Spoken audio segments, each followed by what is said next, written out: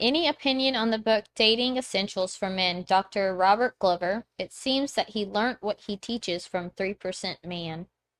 I have not read it. Um, I am familiar with Dr. Glover, but I haven't read the book, so I can't comment on what's in it. But I see that a lot of well-known books. People always say that.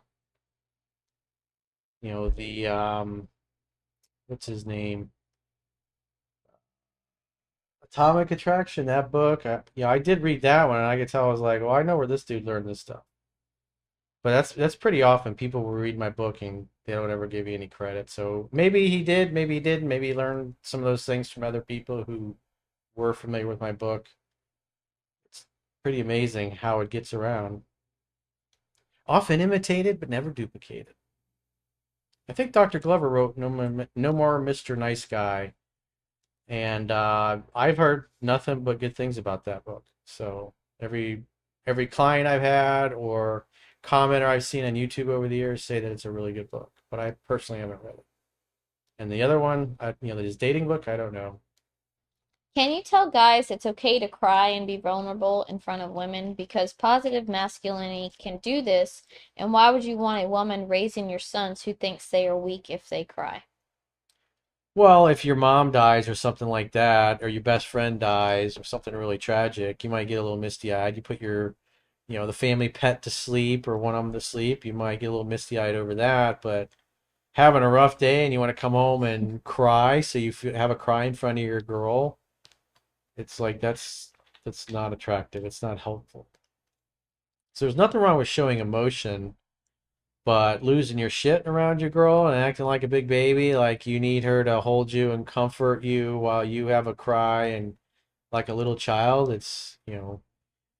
you're supposed to be the man in the family. If you need to cry over your problems or your worries about life, do that with your therapist or your guy friends, people that you know will keep their mouths shut. Because that stuff, it's not attractive. Women don't like it. Because if you're acting weak, if it looks like you can't handle something, that forces them to move in their masculine, and they don't like it because they're not the man. Yeah, Jack doesn't cry. Well, he'll get like teary-eyed, like when we first saw the ultrasound, he got like, Yeah, that's what I'm teary-eyed. talking about. But other than that, or if we're watching something like a sad movie and the dog dies in the movie, he gets teary-eyed. But I've never seen him Yeah, a tear drop it's from his because he's got face. a lot of testosterone. He's a man. And if he did have a cry, he's gonna do it in his car when he's driving Yeah. around. He's not gonna fucking tell you about it because that's information you don't need to know. It's not Yeah. helpful. Because then you're gonna know, why is he crying? Why is he getting emotional? Why is he so upset? Yeah. And then now you're gonna feel unease. There must be Yeah. something troubling him that I don't know about. He's not telling me. Yeah. And he doesn't want to stress me out, so he Exactly. does it behind Because closed you're not set doors. up to handle that. You're incubating your baby. Yeah. So you need peace and you need calmness. Girlfriend is more distant. Last time this led to her wanting to end things, mainly because I didn't pursue enough. How do I respond to a situation like this? She's nice to me, gives me gifts, and treats me well. Sounds like you're being a little too much of a cold fish. Maybe being a little too robotic. So that means that when you're with her, she's just not feeling that you're completely present. Maybe you're just kind of going through the motions and there's really no depth to your relationship because you're not taking the time to get to know her, open her up. So I would suggest spending more time with the book, learning especially the relationship stuff. Because Oh. it sounds like you're just being cold and robotic and you mostly focused on pickup and dating stuff, but didn't bother to learn the relationship stuff because you were getting laid. That's what most guys tend to do.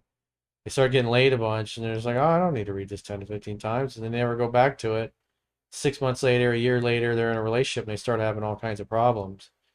And it's because they never learned anything about relationships. They're still treating her like a booty call, basically. Quoted, there is a difference between love you and I love you.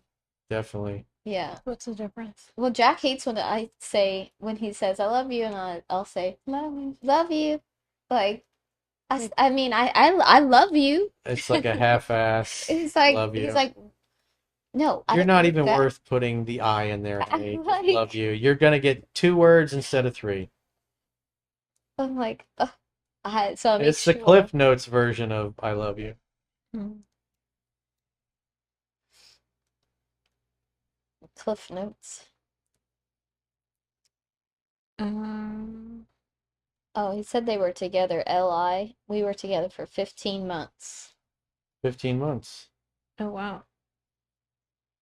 It's a long Yeah, time. well, it just depends on the breakup. What happened? Was it out of the blue? Did he not see it coming?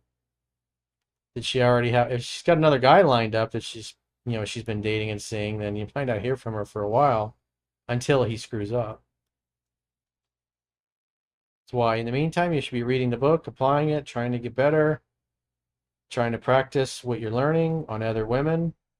And that way, if she does reach out in the future, you're a better version.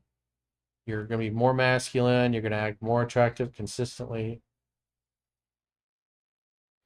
Coach Steve JNS.